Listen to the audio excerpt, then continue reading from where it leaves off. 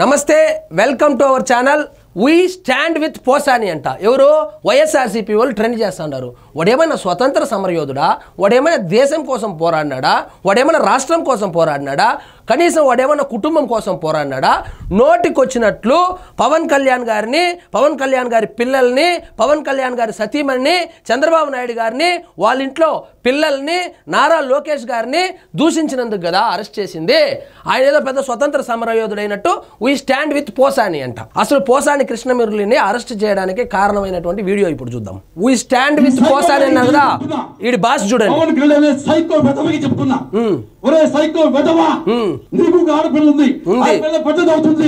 చూడండి, డ్రగ్స్ కొట్టాడో లేకపోతే మందాగేసి వచ్చినాడో ఈ విధంగా నోరు పారేసుకుంటున్నాడు.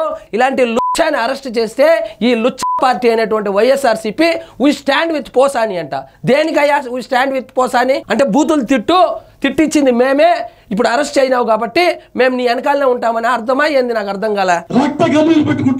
ఇప్పుడు పెట్టిస్తారు నీ దగ్గర రక్త కన్నీరు. అలాంటి భాష మాట్లాడినటువంటి ఆ దరిద్రుడిని అరెస్ట్ చేస్తే ఒక పక్క వైఎస్ఆర్సీపీ వాళ్ళు వీ స్టాండ్ విత్ పోసాని అనేసి ట్రెండ్ చేస్తా ఉంటే, ఒకవైపు నాయకులు ప్రెస్ మీట్ పెట్టి సపోర్ట్ చేస్తా ఉంటే మన జగన్మోహన్ రెడ్డి గారు వాళ్ళ ఆవిడికి ఫోన్ చేసినాడు. చూడండి.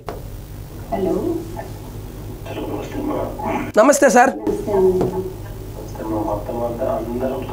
అందరం తోడుగా ఉంటామంట. అంటే దీని అర్థం ఏమిటి?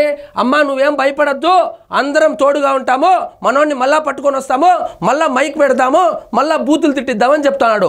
అంటే ఇన్ని రోజులు తిట్టడం వెనక జగన్మోహన్ రెడ్డి గారే కారణమని ఇప్పుడు ప్రజలకు అర్థం కాదా? ఇలాంటి లుచ్చ వెధవల్ని వెనకాల వేసుకుని వచ్చే కదా నీకు 11 సీట్లు వచ్చింది. అయినా కూడా ఏం మారలే. అందరికి చెప్పినాడంట, అటెండ్ కమ్మని చెప్పినాడంట, ఎట్లాగైనా బయట తీసుకురమ్మని చెప్పినాడంట. ఓకే అమ్మా. గాడ్ ఈస్ వాచింగ్ అంట. దేవుడు చూస్తూ ఉన్నాడంట. దేవుడు చూస్తూ ఉన్నాడు కాబట్టే ఇలాంటి నీచులు బయట ఉండకూడదు, జైల్లో ఉండాలని చెప్పి ఈరోజు అరెస్ట్ జరిగింది జగన్మోహన్ రెడ్డి గారు. ఇలాంటి వాళ్ళని వెనకేసుకుని వచ్చి సభ్య సమాజానికి ఏం మెసేజ్ ఇస్తామనుకుంటామో నాకైతే అర్థం కాల.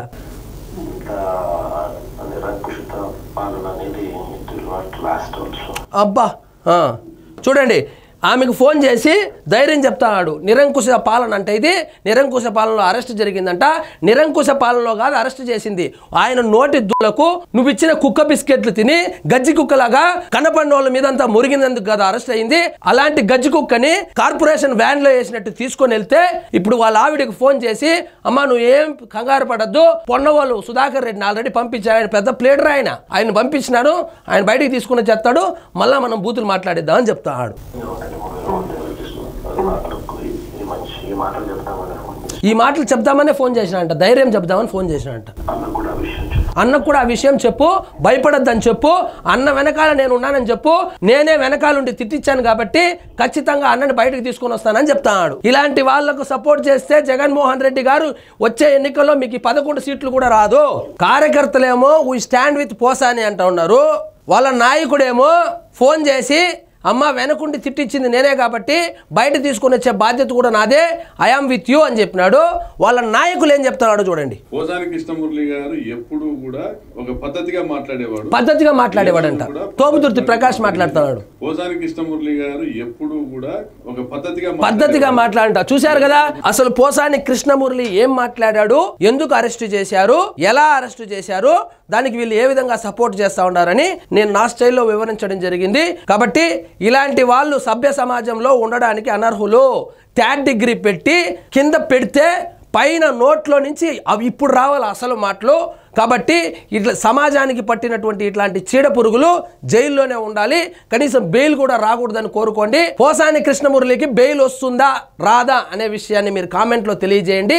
ఇదండి ఈరోజు మన టాపిక్. మీకు ఈ వీడియో నచ్చినట్లయితే లైక్ చేయండి, షేర్ చేయండి, ఛానల్ మాత్రం సబ్స్క్రైబ్ చేసుకోవడం మర్చిపోవద్దు.